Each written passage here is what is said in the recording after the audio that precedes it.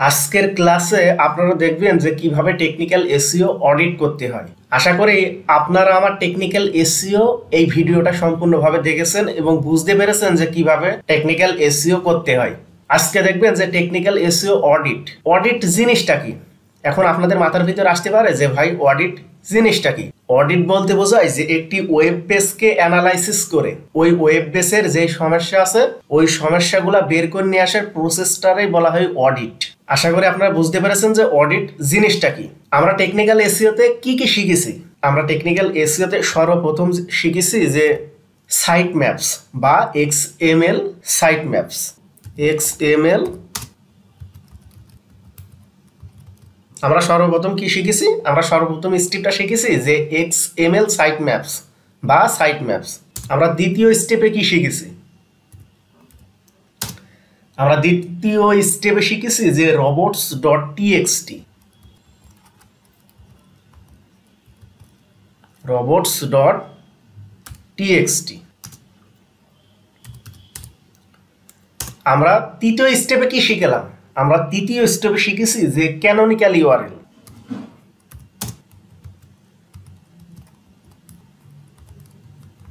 Canonical URL. আমরা চতুর্থ স্টেপে কি শিখলাম? আমরা চতুর্থ স্টেপে শিখলাম যে schema dot org. Schema dot org. আমরা আরেকটা জিনিস দেখব, সেটা হচ্ছে গুগল অ্যানালাইটিক্স।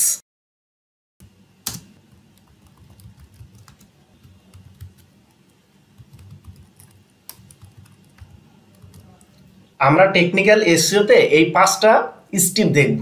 আমরা দেখব তার এক্সএমএল সাইট ম্যাপসটা ঠিক আছে নাকি, আমরা দেখব তার রোবটস ডট টিএক্সটিটা ঠিক আছে নাকি, আমরা দেখব তার ওয়েবসাইটে ক্যানোনিক্যাল ইউআরএলটা সেটআপ দেওয়া আছে নাকি, আমরা দেখব যে স্কিমা ডট ওআরজিটা ঠিক আছে নাকি, আর আমরা সর্বশেষ স্টেপ দেখব যে গুগল অ্যানালাইটিক্স। আশা করি আপনারা আমার টেকনিক্যাল এসইও এই ভিডিওতে দেখেছেন যে কিভাবে এই স্টেপগুলা সেটআপ দিতে হয়, আর তার আগের ভিডিওটাই দেখেছেন যে কিভাবে গুগল অ্যানালাইটিক্সটা সেটআপ দিতে হয়। এখন মনে করেন যে আপনারা শুধু এসইও করতে জানলেন, একটা ওয়েবসাইট দেখে আপনারা বলে দিতে পারলেন না যে এই ওয়েবসাইটের কি কি সমস্যা হয়েছে। এখন মনে করেন যে একটা ডাক্তার কিন্তু একটা রোগী দেখেই বলে দিতে পারে যে এই রোগীর কি কি সমস্যা হয়েছে। তেমনই মনে করেন যে আপনাদের এমন স্কিল তৈরি করতে হবে যে আপনারা ক্লায়েন্টের ওয়েবসাইট দেখে যেন বলে দিতে পারেন যে এসইওর কি কি সমস্যা হয়েছে, যে তার অন পেজ এসইওতে কি সমস্যা হয়েছে, তার টেকনিক্যাল এসইওতে কি সমস্যা হয়েছে, তার অফ পেজ এসইওতে কি সমস্যা হয়েছে, আপনারা যেন বলে দিতে পারেন। এটা বলবেন কিভাবে? আপনারা এই অডিটের মাধ্যমে একটা ওয়েবসাইটকে কয়েক মিনিটের ভিতর আপনারা বলে দিতে পারেন যে এসইওর কি কি সমস্যা হয়েছে। আশা করি আপনারা জানেন যে এক্সএমএল সাইট ম্যাপ কি এবং কিভাবে সেটআপ দিতে হয়। আপনারা জানেন যে রোবট ডট টিএক্সটিটা কি এবং কিভাবে সেটআপ দিতে হয়। আপনারা জানেন যে ক্যানোনিক্যাল ইউআরএলটা কি এবং ক্যানোনিক্যাল ইউআরএলটা কিভাবে সেটআপ দিতে হয়। আপনারা জানেন যে স্কিমা ডট ওআরজিটা কি এবং কিভাবে সেটআপ দিতে হয়। আপনারা জানেন যে গুগল অ্যানালাইটিক্সটা কি এবং কিভাবে সেটআপ দিতে হয়। এখন যারা আমার টেকনিক্যাল এসইও এই ভিডিওটা দেখেছে তারাই কিন্তু এই ক্লাসটা ভালোভাবে বুঝতে পারবে। তারা দেখেছে যে এইগুলা কিভাবে সেটআপ দিতে হয়, গুগল অ্যানালাইটিক্সটা কিভাবে সেটআপ দিতে হয়, তারা কিন্তু ভালোভাবে বুঝতে পারবে এই জিনিসগুলা কি। আপনারা দেখেছেন যে rank math SEO plugin install করার কারণে এবং র্যাঙ্ক ম্যাথ এসইও প্লাগইনটা সেটআপ দেওয়ার কারণে টেকনিক্যাল এসইওর 80% কাজ কিন্তু আমাদের র্যাঙ্ক ম্যাথ এসইও প্লাগইনটাই করে দেয়। এখন শুধু আপনার এসইও করতে পারলেই হবে না, আপনাকে ওয়েবসাইট দেখে বলে দিতে হবে যে এসইওর কি কি সমস্যা আছে। এই প্রসেসগুলো আপনার শুধু জানলেই হবে না, আপনাকে বলে দিতে হবে একটা ওয়েবসাইট দেখে যে ওই ওয়েবসাইটটার এসইওর কি কি সমস্যা আছে। যখন আপনারা সমস্যাটা ভালোভাবে বের করতে পারবেন তখন দেখবেন যে তার সমাধান করাটা খুবই সহজ। এই জন্য আমি আপনাদেরকে শুধু টেকনিক্যাল এসইও দিয়েই শেষ করিনি। এই জন্য আমি চাইছি যে আপনারা প্রপারলি জানেন, একটা স্কিল তৈরি করেন। এই জন্য আমি টেকনিক্যাল এসইও অডিট এই ভিডিওটাও নিয়ে আসছি। এই অডিটের মাধ্যমে আপনারা যে কোনো ওয়েবসাইট, মানে ক্লায়েন্টের যে কোনো ওয়েবসাইট একবার অ্যানালাইসিস করে বলে দিতে পারবেন যে এসইওর কি কি সমস্যা আছে। এখন এই টেকনিক্যাল এসইও অডিট করতে হলে আমাদের একটি এক্সটেনশনের প্রয়োজন হবে। এই এক্সটেনশনটার নাম আছে এসইও কক এক্সটেনশন। আপনারা সবাই এইভাবে গুগলে চলে আসবেন। আসার পরে সার্চ দিবেন যে এসইও কক এক্সটেনশন। আর যারা আমার অন পেজ এসইও অডিট এই ভিডিওটা দেখেছেন তারা অবশ্যই জানেন যে কিভাবে এসইও কক এক্সটেনশনটা অ্যাড করতে হয়।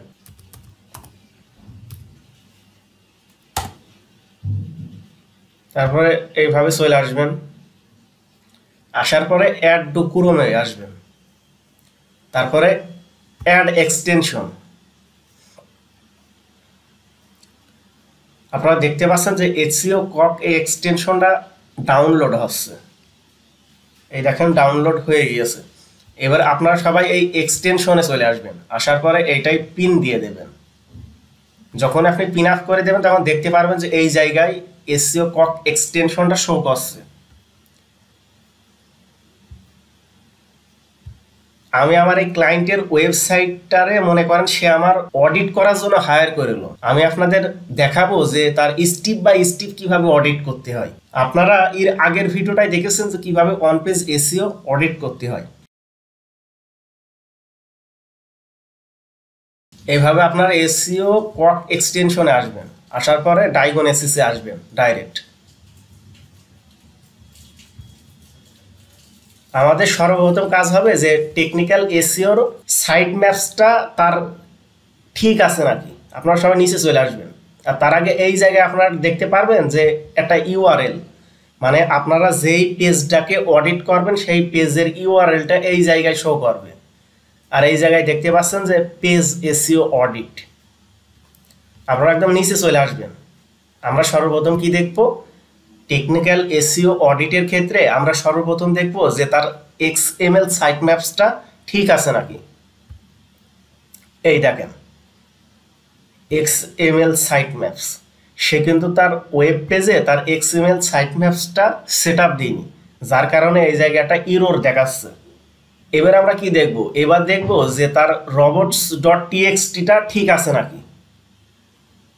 আর আপনারা কিন্তু দেখেছেন যে রবটস ডট টিএক্সটিটা কীভাবে সেট আপ দিতে হয়। চলেন আমরা দেখে আসি যে তার রবটস ডট টিএক্সটিটা ঠিক আছে নাকি। এই দেখেন তার কিন্তু রবট ডট টিএক্সটিটা কিন্তু ইরোর, মানে সে তার রবটস ডট টিএক্সটিটা সেট আপ দিইনি। তারপরে আমরা দেখব যে তার ক্যানোনিক্যাল ইউআরএলটা সেট আপ দিয়েছে নাকি। আমরা তার দেখব ক্যানোনিক্যাল ইউআরএলটা সেট আপ, এইটা আপনারা এই জায়গায় দেখতে পারবেন। এই দেখেন ক্যানোনিক্যাল ইউআরএল, আপনারা দেখতে পাচ্ছেন সে কিন্তু তার ক্যানোনিক্যাল ইউআরএলটা সেট আপ দিইনি। No canonical tags is set for this page, তার পেজে কিন্তু সেই ক্যানোনিক্যাল ইউআরএলটা সেট আপ দিইনি। তারপরের স্টেপটা আমরা দেখব যে স্কিমা ডট ওআরজি।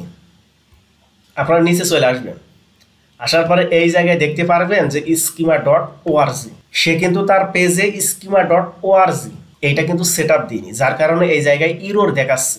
তাহলে আপনারা কি বুঝলেন টেকনিক্যাল এসইও অডিট করে?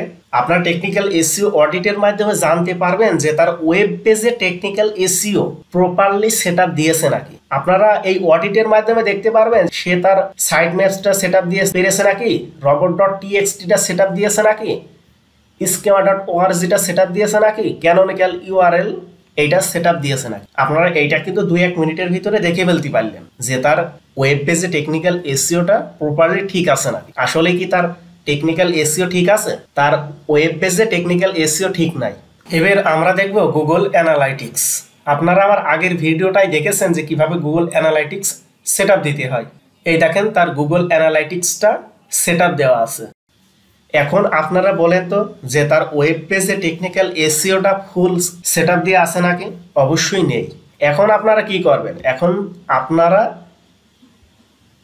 এইভাবে একটা স্ক্রিনশট নেবেন, নেয়ার পরে এইভাবে একটা স্ক্রিনশট নেবেন, নেয়ার পরে আপনারা পারলে এইভাবে একটা মার্ক আপ করে দেবেন, এইভাবে একটা মার্ক করে দেবেন যে আপনার ওয়েব পেজের টেকনিক্যাল এসইওগুলো ঠিক নাই, আপনার ওয়েব পেজের সাইট ম্যাপটা ভালোভাবে সেট আপ দেওয়া নাই, আপনার ওয়েব পেজে রবটস ডট টিএক্সটিটা সেট আপ দেওয়া নাই। এইভাবে যদি স্ক্রিনশট নিয়ে আপনার ক্লায়েন্টরে দেন, দিয়ে যদি আপনারা বুঝিয়ে বলতে পারেন যে আপনার টেকনিক্যাল এসইওটা প্রপারলি ঠিক নাই, এই যে দেখেন যে তার সাইট ম্যাপসটা ক্রিয়েট করা নাই, এই যে দেখেন আপনার রবট ডট টিএক্সটিটা ফুল সেট আপ দেওয়া নাই, তাহলে ক্লায়েন্ট কিন্তু অবশ্যই আপনারা বলবে আসলেই তো ছেলেটা এক্সপার্ট, ছেলেটা জানে, আপনারা যদি এইভাবে তার schema.org-টা স্ক্রিনশট নেন, নেওয়ার পরে এইভাবে যদি মার্কআপ করে দেন, দিয়ে ক্লায়েন্টরে বলেন যে আপনার টেকনিক্যাল এসইওতে schema.org-টা সেট আপ দিয়ে আনেন, যার কারণে আপনার ওয়েব পেজটা গুগলে র্যাঙ্ক করছে না। আপনার ওয়েব পেজে যদি টেকনিক্যাল এই ইররগুলো থাকে তাহলে কিন্তু আপনার ওয়েবসাইটটা সহজে র্যাঙ্ক করবে না। এটা যদি বুঝিয়ে বলতে পারেন আপনার ক্লায়েন্টরে, তাহলে দেখবেন যে ক্লায়েন্ট আপনারে বলবে যে এইটা ফুল সেট আপ দিতে আপনারে কত ডলার পেমেন্ট করতে হবে। তারপরে চলে আসেন, তারপরে সর্বশেষ দেখবেন যে ক্যানোনিক্যাল ইউআরএল। এখন এইভাবে যদি এই জায়গায়ও স্ক্রিনশট নেন, নিয়ে এইভাবে মার্ক করে বলেন যে আপনার টেকনিক্যাল এসইওতে তার ক্যানোনিক্যাল ইউআরএলটা সেট আপ দিয়ে নেই আপনার ওয়েব পেজে। এই টেকনিক্যাল ইররগুলো আপনার ওয়েব পেজকে র্যাঙ্ক করতে কিন্তু বাধা সৃষ্টি করবে। এই টেকনিক্যাল ইররগুলো আপনি যদি সলভ না করেন তাহলে কিন্তু আপনার ওয়েব পেজটা গুগলে র্যাঙ্ক করবে না। এইভাবে যদি স্ক্রিনশট নিয়ে আপনি আপনার ক্লায়েন্টরে দিয়ে দেন, সে অবশ্যই ভাববে যে আসলেই তো ছেলেটা এক্সপার্ট, ছেলেটা এসইও সম্পর্কে ফুল জানে। আশা করি আপনারা বুঝতে পেরেছেন যে কিভাবে টেকনিক্যাল এসইও অডিট করবেন আর এই স্ক্রিনশট নিয়ে তার রিপোর্ট তৈরি করবেন, এবং স্ক্রিনশটটা নিয়ে আপনার আপওয়ার্কে হলে আপওয়ার্ক, ফাইবার হলে ফাইবার, যে কোনো মার্কেট প্লেসের ক্লায়েন্ট বা মার্কেট প্লেসের বাইরের ক্লায়েন্ট হলে এইভাবে স্ক্রিনশট নিয়ে তারা দেবেন এবং বলবেন যে এই সমস্যা। আশা করি আমি বুঝাতে পারছি যে টেকনিক্যাল এসইও অডিটটা কি এবং কিভাবে টেকনিক্যাল এসইও অডিট করতে হয়। আপনার কিন্তু এসইও কক এই এক্সটেনশনের মাধ্যমে কয়েক মিনিটের ভিতরে বুঝে ফেলতে পারলেন যে তার ওয়েব পেজে টেকনিক্যাল এসইওটা ঠিক আছে নাকি। এটা কয়েক মিনিটের ভিতরে বুঝে ফেলতে পারলেন না যে তার টেকনিক্যাল এসইওটা ঠিক আছে নাকি। আপনারা এই ভিডিওটা দুই একবার দেখুন, প্র্যাকটিস করুন, তাহলে মনে করেন যে আপনি শুধু ভিডিওটা দেখেই যাচ্ছেন, কোনো প্র্যাকটিস করছেন না, তাহলে কিন্তু আপনার কোনো লাভ হবে। আপনাদের অবশ্যই ভিডিও দেখতে হবে, প্র্যাকটিস করতে হবে, তাহলে কিন্তু আপনাদের একটা প্রপারলি স্কিল তৈরি হবে।